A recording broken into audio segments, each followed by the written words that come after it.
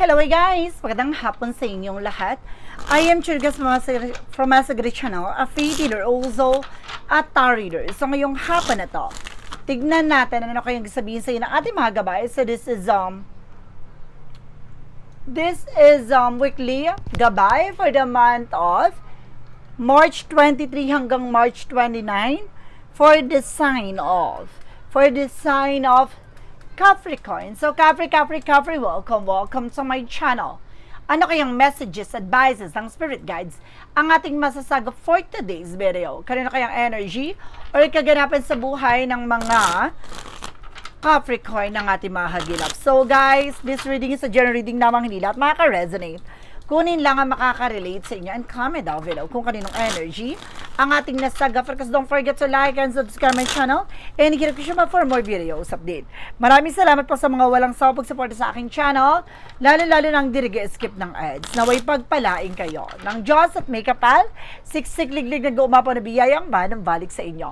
And of course guys, no, paalala ko lang po sa inyong lahat, meron pong gumagaya sa ating channel, no, na Faith, ang pangalan po ay Faith Healer Maestra Universe, no? Ayan po, I am scammer po yan, ha? Huwag kayong maniniwala dyan dahil, kumbaga, nagko-comment yan sa mga post natin, no?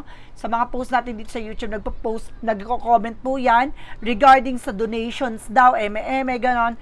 So, huwag kayong maniniwala. Hindi po ako humihingi ng kahit anong donations po, ha? Wala po akong donation na hinihingi sa inyo, no? Sa kung ano man yung kumbaga comment na yan, huwag ka kayo naniniwala dyan. And of course, paki-report na lang po yan. Tingnan niyo po yung subscriber niyan, wala po nakasubscribe, no? Yun lamang po. So guys, Angels Spirit Plus yung information po for the sign of Capricorn. So let's see. Angels Spirit Plus gave me an information. Okay, with the Ace of Swords, something and mental clarity. May mga bagay na maaaring magbigay liwanag, na maaaring magtatagumpay ka this time. So, may mga bagay na maaaring mapagtagumpayan mo talaga. No, maaaring lilitaw, no? Ano man yung bagay na matagal mo nang gustong mangyari.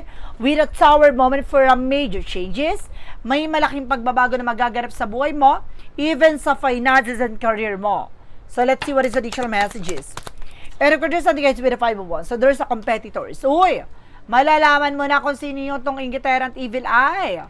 Malalaman mo na sino yung kontrabida na sumisira sa iyong eksena. With a justice card, there's something a karma. Imbis na swertihin kami na malas ka, the justice will be served. No worries, no? Once na makontra mo yan, no, there's something bounce back. No, ano man yung bagay na ginawa sa'yo, no, maaaring maranasan niya yon. No, there's a Knight of Cups. No, there's something a wish fulfillment. Bagay na maaaring matupad na. Ano man yung bagay na iyong hinihiling, ay maaaring makakamtan mo na. Additional messages. So, there's something the world. The world, something a travel, success, accomplishment. Na mayroon talaga dito, kapag ibang bansa, makakaalis ka na. Ano man yung bagay na hinihintay mo, ay maaaring dumating na. What is the Ace of Swords? Revisit with the Emperor, just being mature enough and being grounded. So, bagay na maaring mas magbigay liwanag to sa isip mo at sa pananaw mo. No, kailangan mas maging mature ka na, magkaroon ka ng disiplina sa sarili mo at respeto sa kung ano man yung bagay na gusto mong gawin sa buhay mo. So, ibig sabihin talaga na magkakaroon ka dito ng, kumbaga, security sa sarili mo at the same time, parang ano siya, no, disposition, sariling disposition. At talagang paninindigan, there's a Knight of Cups, there's a proposal, an offer coming in. Na may offer daw na dadating sa'yo, na maaaring magpabago sa sitwasyon mo, sa kalagayan mo pagdating sa career and finances mo. And of course, there's an Empress card. Ang naiinggit dito ay maaaring babae. Kontrabida ay babae. No? Babae ang may kumaga nananalbahi sa iyo dito. And of course, there's a Ten of Swords. Sinasabotahe ka nito. No, there's something betrayal. No, there's something backstabbing. No? Lying. No, kumaga there's a Justice card. Kumaga huwag ka mag-alala. Ano man yung bagay na ginagawa sa'yo, there's something bounce back. But definitely, you need to do something na para makontra yun. No, para nang sa ganun bumalik sa kanya what they deserve. And there's a Six of Cups. O, ibig sabihin nito, ang taong gumagawa dito sa iyo ay related with an ex, no? With a past person. Ganon. Or or something family related or kapitbahay. With the Nine of Pentacles, there's a potential for abundance. No, may potential ka para maging malago, especially sa ibang bansa. And there's a Knight of Swords. No, nagkakaroon ka ng anxiety, sleepless nights. Oo. No, gusto nitong kontrolin ng iyong utak. Ang iyong easy with the King of Swords, will stop the pattern. Kailangan mo na maputol yung connection nito. No, wag kang tatanggap ng pagkain inumin. No, dinadaan to doon. There's something guys with the Death card. Oh my God, there's a competition ha. Maaring, kumbaga ginagawa nito ikaw or yung person mo, no, para masyegi. No, with the Death card. Nakakampetensya talaga siya. With the Nine of Wands, inuunti-unti po kayo. No, kung ano-ano nang pinaglalagay sa katawan niyo with the Five of Swords.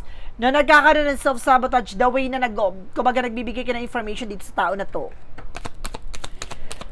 So, ibig sabihin, malapit lang sa iyong gumagawa. With the Four of Cups. So, see, ginagamitan din ng gayuma with the other side. There you go.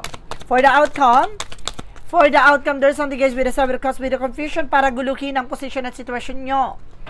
No, ginugulo yung isip nyo, madalas sa pagtulog nyo, no, bukas ang diwa nyo or hindi kayo makatulog. Or maaari nagigising kayo sa some of nowhere.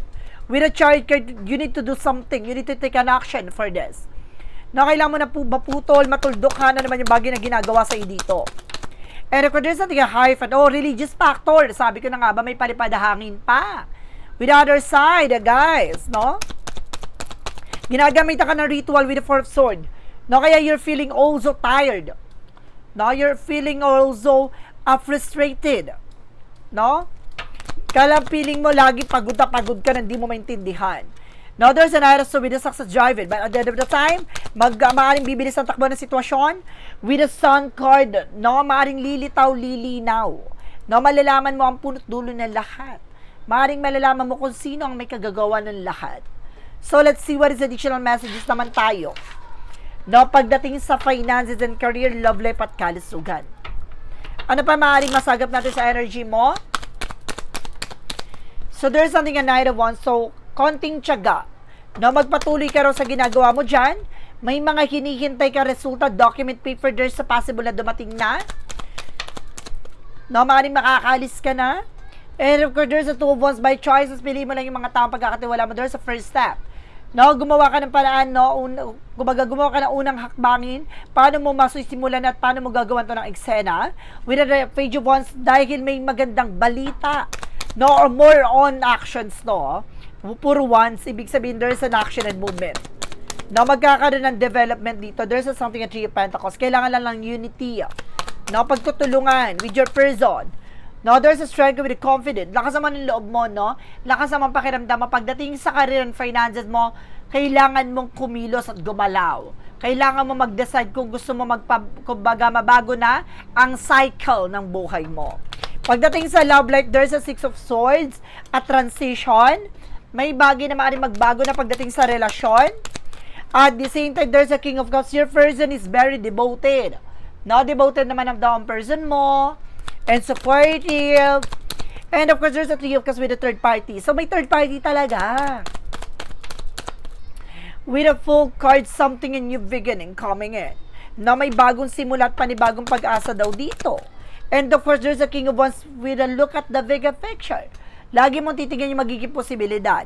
No, it means, guys, no, lagi mong titignan yung magiging eksena or kalalabasan. Huwag ka masyado magtitiwala. No, buksan mo ang iyong mga mata at isip.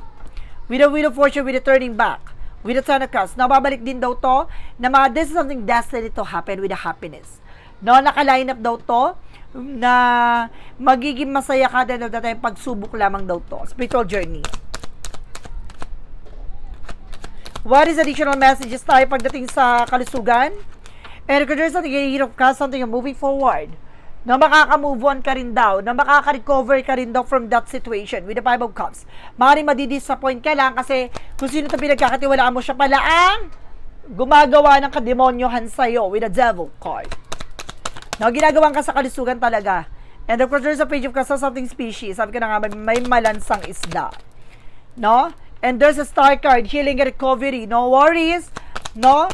Lahat ng bagay na to, there's a blessing this, guys. No, may ayon sa kalooban ng Diyos to.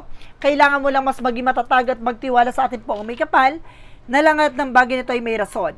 May ibig sabihin. So, pagdating naman tayo with the magical for messages, advices for you guys. No, pagdating sa ating mga gabay, there is something your wish is granted. No, matutupad daw yung mga pangarap mo dito. And there's a pregnancy. Some of you maaaring magbuntis ka, or there's a blessing coming in. No, may blessing daw na paparating sa'yo. With a yin and yang oracle card. There is a limitation. So, kailangan mo limitahan ng takot at pangamba mo. And there's a self-worth. Dapat alam mo sa sarili mo yung halaga mo. And of course, there's a rejection, loss. Marunong ka dapat humindi. Kung ayaw mo mawalan, o may mga bagay na hindi mo kaya, wag mong ipilit. What is the synchronicities? There's a love. Talagang may connection, no? Talagang mayroon involved sa love life. And there's a synchronicity, signals and signs. Ibig sabihin, may mga sinyalis na nagpapahiwatig dito na maaaring ginagambalan niya ang iyong kaligayahan, pamilya. For synchronicities, there's a music, no? For a romantic, for mystic love oracle deck, there's a music and peace. Magkakaroon ka ng kapayapaan na magpatugtog ka daw dyan para mabawas-bawasan ng negative energy sa inyong tahanan. With the Archangel Michael messages. Make a commitment, no? Pagdating sa relasyon, no? Mag-commit ka daw, diba? Tutukan mo daw. What is the Jesus loving quote said? He that believe on me, the works that I do shall he do, and the greater works that they shall he do, because I going to go to my Father. So, kung naniniwala ka daw sa lahat ng mga bagay na ginagawa mo, kung naniniwala ka sa mga bagay na ginawa mo ay ayon sa kalooban ng Diyos, ay mga bagay na ipagkakalob sa'yo, no? Ipagkakalob daw sa'yo. So, maniwala at magtiwala ka na sa kung ano man yung bagay na ginagawa mo, there's something, a consequences. There's a good and bad thing. So, kung ano man yung bagay na ginawa mo, kung ito ay mabuti at maganda, magiging maganda ang idudulot at magiging bunga nito. So, guys, this is something, a weekly gabay for the month of March 23 hanggang March 29 for the sign of Capricorn. So, Capri, maraming salamat for this wonderful reading. So, once again, this reading is a general reading namang hindi lahat makaka-resonate, kunin lang ang makaka-relate sa inyo. And comment down below kung kaninong energy ang ating nasagot.